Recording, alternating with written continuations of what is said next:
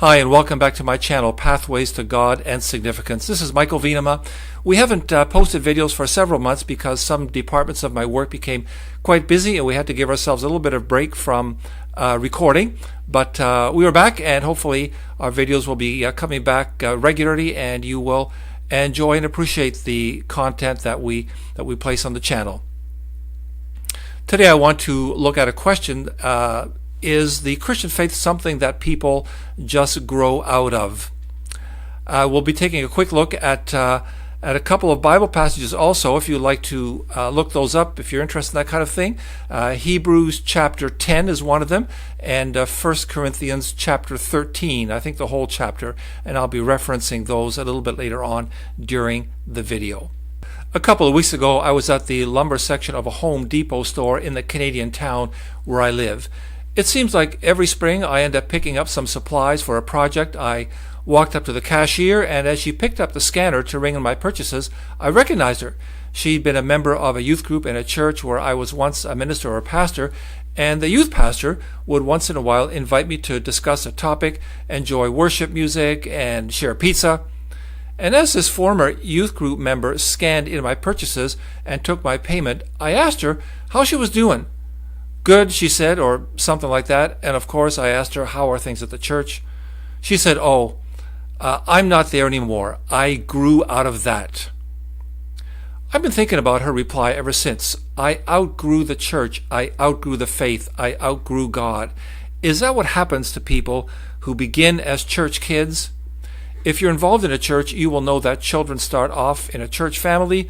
Along the way, there's Sunday school, maybe a vacation Bible school, then on to youth group, plenty of fun times, possibly going to a youth event in a major city, and possibly even a mission trip to another town or country. And if I remember correctly, all these things happened for this cashier, the former youth group member I was talking with. In my experience, it is common for people who started life in the church to get to a point in life where they feel they have outgrown it. If you are a church member, you likely have met young people or young adults who seem to be in the process of outgrowing their faith in Jesus. And maybe you've had a period in your own life in which you felt that you were outgrowing Jesus. You might have adult friends who at one time were involved in the faith but have moved on, as the saying goes. Why? What's behind this? Well, there are a number of things that can cause people to leave the faith of their childhood. Sometimes people are wounded by other Christian believers. Sometimes people are greatly disappointed by things that the church as an organization has done or said. And there are other things worth considering, other factors. But in this video, I want to focus on something else. And I would say that for many youth, the most powerful influence that could draw them away from Christianity is public education. At least public education as it is experienced here in Canada where I live, or maybe in the country in which you live. Now, I'm not here to criticize the hard work that teachers do year in and year out. My wife Alice is a teacher, and I know how hard she and her colleagues work. But I also observe this, that in our schools, that is, in schools in Canada or some other part of the world, where education is mainly delivered by the state, by the government, there is little or no expression of commitment to God. Faith in Jesus Christ is okay for your church or your home, but in the schools, there is no encouragement to live as a child of God. That is up to each individual person. So what happens is that the child between the ages of, say, 6 and 20 spends the main part of every day in environments where the authority figures, teachers, say nothing about the world being God's world. There are no prayers. Many things are studied, but the Bible is not one of them. Many histories are studied, but the history of the church or of Christianity is not among them. Many ideas are studied, but ideas related to God or the faith are not. None of the adults say a word about God and the Christian life. Does this have an impact on the child? Well, how could it not? The message is clear. Adults do not need God. Modern media, in a lot of ways, reinforces what children learn in schools. Music artists, actors and actresses, and video producers usually work their trades with no reference to God. And from the media, many people learn nothing about the Christian past. If they do learn anything, It is usually along the lines that churches have oppressed people, or that Christians have been complicit in colonialism or patriarchy or sexism or a number of other things. And if the youth group member arrives at any of our universities in the West, which incidentally were all established by the churches with rare exceptions, anyway, if that young person arrives in one of our public universities, the picture can get even more challenging. Not so much in the STEM fields, science, technology, and math, but absolutely in the humanities or the arts, indifference to Christianity reigns. The spirit that dominates in the humanities or the arts and the social sciences is a particular spirit, I think. And it is a spirit that I think was most clearly embodied in a man named Friedrich Nietzsche. He died in 1900. His ghost reigns supreme in many of the departments of higher education, along with the spirits of Karl Marx and postmodern thinkers who are not close behind. Friedrich Nietzsche was the son of a pious German Lutheran pastor and his wife, but he became one of the world's most influential atheists. In what might be the most famous of all the passages he wrote, he tells the parable of the madman who announced the death of God. Have you not heard of that madman who lit a lantern in the bright morning hours, ran to the marketplace, and cried incessantly, I am looking for God, I am looking for God. Where has God gone? The madman cried. I shall tell you. We have killed him. You and I. We are his murderers. But how have we done this? How were we able to drink up the sea? Who gave us the sponge to wipe away the entire horizon? What did we do when we unchained the earth from its sun? And where are we moving now? For the madman, the death of God is a fearful thing. The world is unchained from God, adrift. Whither are we moving? Where are we going? The madman cries. The Christian God, who once was the inspiration for, at least in the West, our thinking about justice, law, love, hope, courage, politics, education, and the sciences, and so much else, that God now gone. Now we will have to rebuild everything from the foundations up.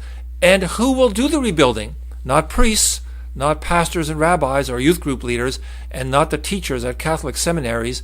No, it will be the men and women who, along with the madman, face the reality that God is no more. They are the true adults in modern and postmodern times.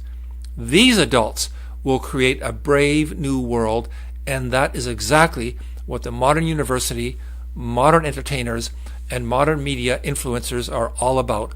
Whether they know it or not, they are all playing their part in following the agenda that Nietzsche laid out, leaving behind the childlike faith that has done so much to shape societies in the West and elsewhere. They carry on with the adult task of building a new world. God is no longer worthy of the attention of thinking and healthy-minded people. That is what Nietzsche means when he, in his most famous statement, said, God is dead. He, of course, did not mean that God had died. He meant that the idea of God is not worthy of adults. So, friends, grow up. Now, this spiritual journey that I've described is one that countless numbers of young people have been on over the years. And it's also been part of my own personal journey as I went through church as a youth, and then high school, and then later on to university. Well, what are Christian believers to do? How can the followers of Jesus Christ respond to the challenge, this challenge that faith in Christ is not worthy of adults? Well, I think that first we can admit that this criticism of Christianity is partly true, partly correct.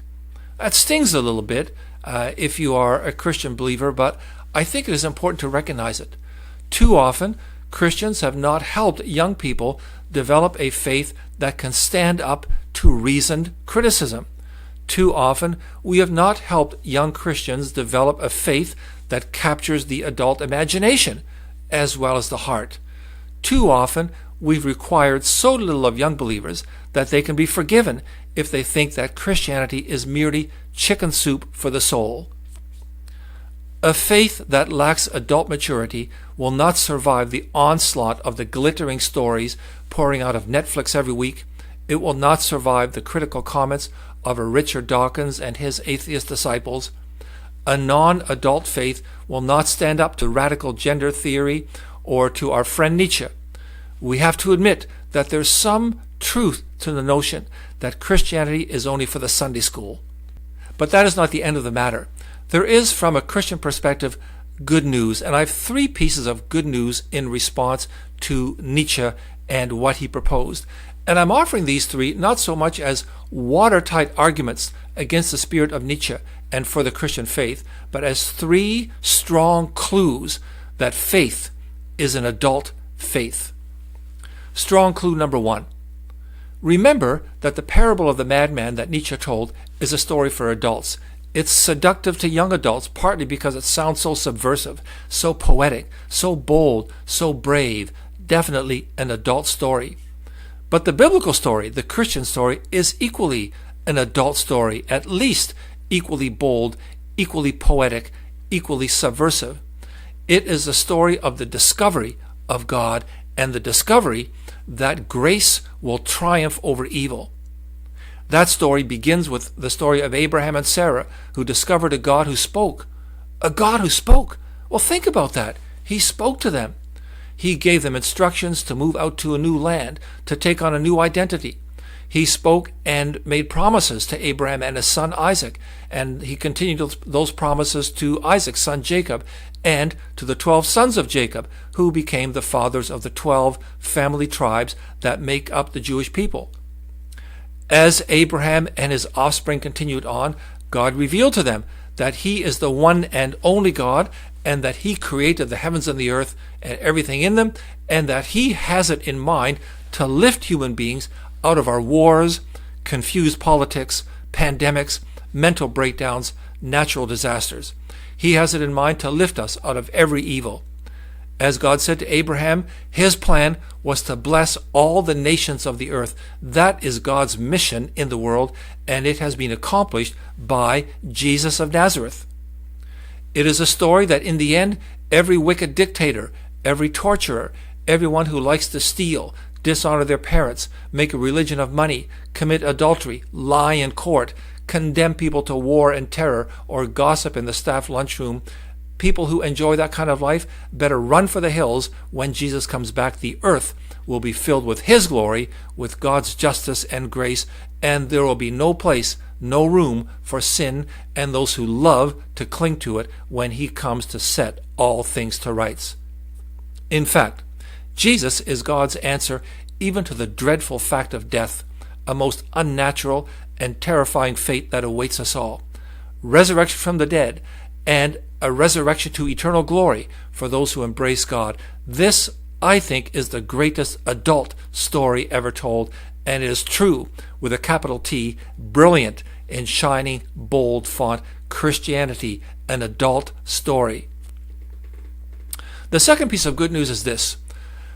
The second strong clue, and it concerns the Bible. Many people think that the Bible is a loose collection of made-up stories. Some of the storytellers were skilled, but others quite amateur. Some were sincere but deluded. Some couldn't get their stories correct. Some didn't recall things correctly or relied on people whose memories were tainted. In the end, so this kind of thinking goes, the Bible may contain some nice stories about Jesus that young children will like, and it may contain some comforting prayers and thoughts for people who are dying, or for the families and the friends of the dying who are left behind, but that's about it. But this view of the Bible evaporates as soon as you read it. It is not a collection of fanciful texts, fairy tales, let's call them. It is a library of adult voices. There are prayers and poems. There is history, some of it very good history. There is theology. There is instruction for living. There is debate. Not all of the Bible writers agree with each other on every item. Some of them tell the same story, using different language, different words, or emphasizing different themes. There is material in the first parts of the Bible that have a lot in common with ancient myth. There are stories of intense suffering and stories of incredible victories. There are laws and collections of wisdom sayings. The Bible turns out to be a collection of books with a beginning, the beginning of the world, and with an end, the beginning of a new world, and in between a lot of stuff happens. The Bible, a book written by adults for adults. And the third strong clue that Christianity is for adults is the way of life that is talked about and revealed in the Bible, and that most clearly Jesus taught. Christianity is an adult life, and I'm going to paraphrase a few lines from one of the sections of the Bible that I mentioned earlier, from Hebrews chapter 10. Remember those earlier days when you first received the light of Jesus Christ. Insults, persecution, imprisonment. You endured great conflict and suffering. You need to persevere so that when you have done the will of God, you will receive what He's promised. We do not belong to those who shrink back and are destroyed, but to those who have faith in God and are saved. Kid stuff? I don't think so. This is a challenging way of life that requires maturity, adulthood, grown-up commitment, and the courage to face suffering for your faith. It's the same for the life that the writer Paul describes in another part of the Bible.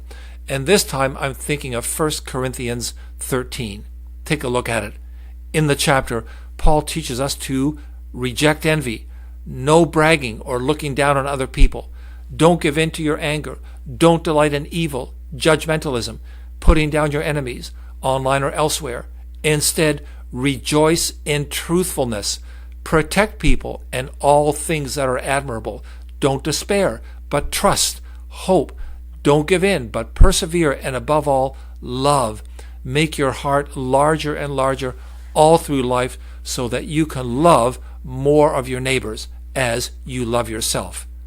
Truly, God calls you and me to a mature adult life, a life of character, strength, and grace. To give in to anger, to put people down, to lie, to abandon people when they're in trouble, to not do anything to protect what is admirable. When we meet people who live like that, who live the opposite to what Paul wrote in 1 Corinthians, we don't say to such people, "Good on you." We want them to grow up. We put up with it in children, but we expect something more as they age. We expect adulthood.